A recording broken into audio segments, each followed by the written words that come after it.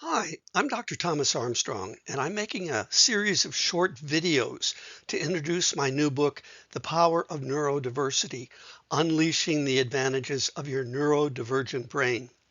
This is a completely revised and updated second edition of a book that I originally wrote in 2010. The subject of this video is the evolutionary advantages of ADHD.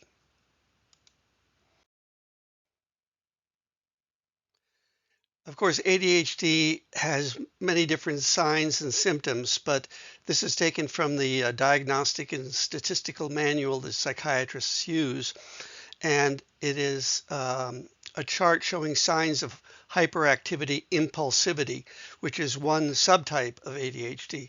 And so you notice what it mentions here: excessive talking, fidgeting, difficulty sitting still, difficulty with quiet, difficulty engaging in leisure activities, difficulty resting, intruding or interrupting others, restlessness, impatience, and so forth. And so here we have, a lot of the symptoms. And there's been a great deal of research over the past 20, 30 years pointing to a possible genetic basis for these and other symptoms. But you have to ask yourself, now, humans have been around for 100,000, 200,000 years, and so why are these genes still in the gene pool? Why haven't they been selected out in terms of natural selection? Because they weren't a good fit for the environment. That is actually the basis of natural selection, that nature provides random gene mutations, and organisms that have the genes that work well with a given environment fit in well, they survive in that environment, and they pass their genes along. Those that don't fit very well with the environment, those genes, those people or organisms go nowhere. They die and don't reproduce their genes, and so those genes are lost. But in this case, we see that these genes are still in the gene pool after 100,000, and very possibly, if you include other versions of Homo sapiens, Homo erectus, Homo habilis, and so on, you're talking about hundreds and hundreds of thousands of years. So why are these genes still in the gene pool? And I want to suggest that they're still in the gene pool because they did, in fact, confer advantages on the humans who had them. So I'm going to go through 5 different advantages of ADHD and suggest how those particular signs or symptoms of ADHD might have been an advantage in times past, prehistoric times. And then I should mention, just to give you a preview, I'll be talking about how they're also an advantage today in the right contexts. But let's go back to the prehistoric time now, and let's look at one of the classic signs of ADHD, and that's hyperactivity. These are some cave paintings. I'm not exactly sure where they're from, but they show a hunt going on. And you notice that nobody is sitting, nobody is lying down, everybody is running and, moving and waving their arms around and, you know, basically being hyperactive. But in this context, hyperactivity was a valuable asset, because if you're on the hunt, you can't just stand still. You got to move, you got to be fast, you've got to respond to the animals and the other factors in the environment. So those individuals who were hyperactive did better in the hunt, very probably, and they survived and passed their genes along, and that's why we have them today. One of the genes that people, research scientists, have associated with ADHD is a dopamine receptor gene. Dopamine is a neurotransmitter that is associated in the brain with sensation seeking, reward seeking, and so forth. And it's been called different things. Sometimes it's referred to as the risk-taking gene, sometimes as the thrill-seeking gene, and other times as the novelty-seeking gene. I'll be talking about novelty-seeking a little bit later, but just so that we understand that this may be a gene associated with ADHD and risk-taking, thrill-seeking, or novelty-seeking. What's been discovered is that individuals, nomadic cultures in certain regions of the world appear to have this gene and related genes more than individual cultures that stay sitting, they settled populations that don't move around. So this adds support to this notion that that the genetic basis of ADHD is associated with nomadic or hunter-gatherer cultures. Another major symptom of ADHD is distractibility. And I want you to imagine that you're a prehistoric hunter and you're walking through a rainforest. And what are you going to do? Are you going to focus on one leaf and to the exclusion of all others? Of course not. You got to keep your senses open. You got to listen for little crackling of twigs and sounds of animal noises and any other symptoms, any other stimuli from the environment that could trigger your understanding that a predator lies in wait, or even a rival tribe is waiting for you to make dinner out of you. So you're going to want to pay attention to all kinds of things and also be able to prioritize them pretty quickly. So distractibility is definitely an advantage in this type of environment. Being able to deploy your attention in a variety of toward a variety of stimuli, all at the same time or nearly so. Impulsivity also seems to be an advantage for hunter-gatherers in prehistoric times. You've got a prehistoric family here or tribe, and they're sitting in the cave there, and they hear a sound outside. Now, some of the cave dwellers might say, it's just the birds. Don't worry, it's just the wind. But no, those individuals who sat in the cave might have had a rude awakening when a tiger walked into their cave.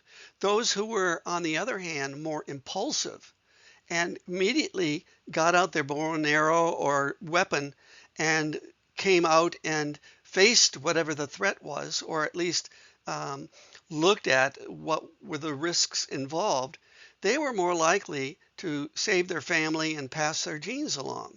So again, impulsivity is a positive environmental trait for surviving and keeping those ADHD genes in the human genome even till today. I also want to talk about hyperfocus because that's been a lesser known but important feature of ADHD. I first became aware of this when a physician mother wrote me saying, people say ADHD kids can't pay attention, but my kid, he can be playing Legos for hours at a time.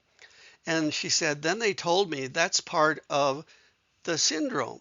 ADHD involves also hyperfocus. And I have a lot to say about that, and I won't right now. Maybe I'll do a separate video on it. But hyperfocus is the tendency, they say, of ADHD diagnosed kids or adults to focus for a long period of time on one thing. And so is that a negative? Well, in prehistoric times, it might indeed have been an adaptive trait. So you're out hunting and you catch sight of your potential dinner for the evening, maybe for the whole next 2 weeks. And so you begin stalking it. Now, if you're stalking it, distractibility goes out the window. Now you're focused on this object of your hunt. And so it takes a certain level of absorption and focused attention for who knows how long. Stalking this animal may take minutes, it may take hours. But the person who is doggedly stalking this animal has that hyper focus, and the hyper focus is going to help them feed themselves. Whereas the individual who doesn't have the hyper focus sees the animal and then either loses interest or looks at something else, they're going to be the ones that are more likely to be eaten rather than to eat, and not to pass our genes along. So hyperfocus seems to be an evolutionary adaptation. And then finally, let's talk about novelty seeking. I already talked about the novelty seeking or risk taking gene seems to be associated with ADHD. There's a concept called cognitive search that came out of the cognitive psychology revolution that's being used in a variety of settings, from artificial intelligence and computer searches to understanding how the mind of the modern person looks at information, how it selects information to adapt. And this concept has been applied to evolutionary biology.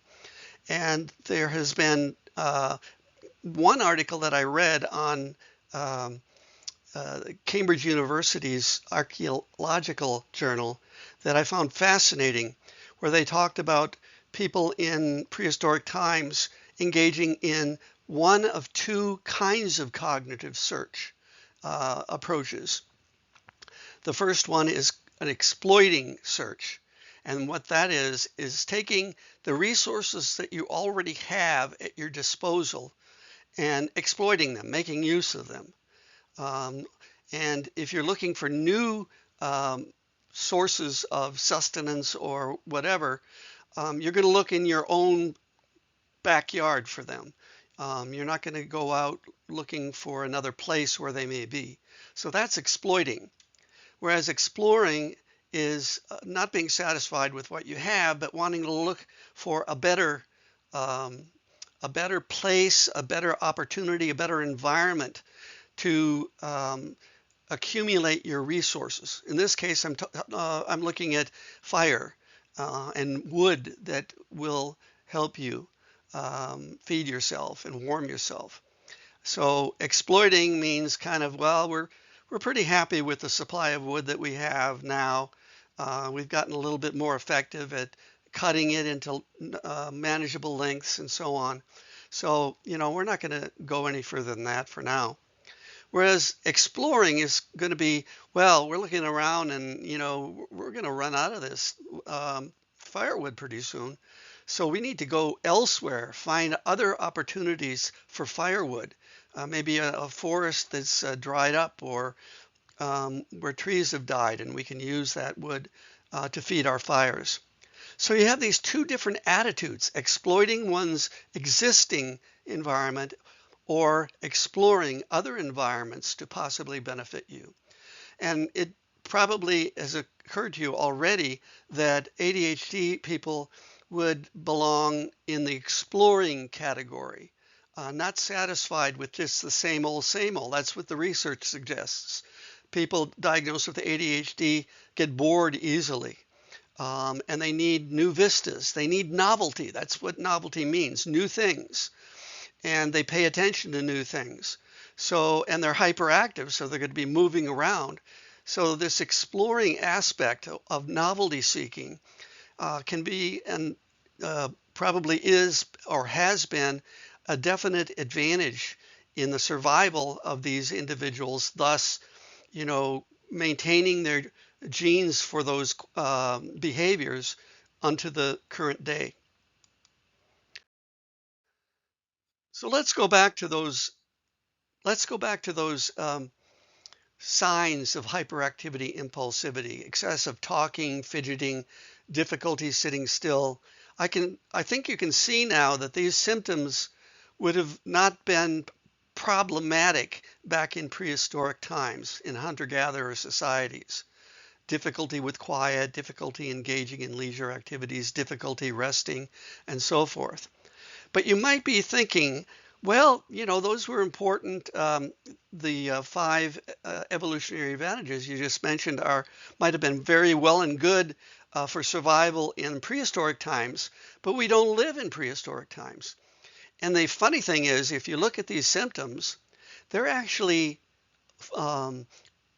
attuned to a very particular environment in modern civilization. One of those environments is the classroom. So excessive talking is not allowed in the classroom. Fidgeting is not allowed, even though research suggests that fidgeting actually helps kids diagnosed with ADHD think better. Another environment that might occur is the standard office, where you're expected to sit in your cube farm, in your study carrel or your work carrel, and be productive. So in those limited environments, yes, these symptoms may be indeed problematic. But you look out into the world is very multifaceted, and there are many settings in which the behaviors that I talked about are distinct advantages.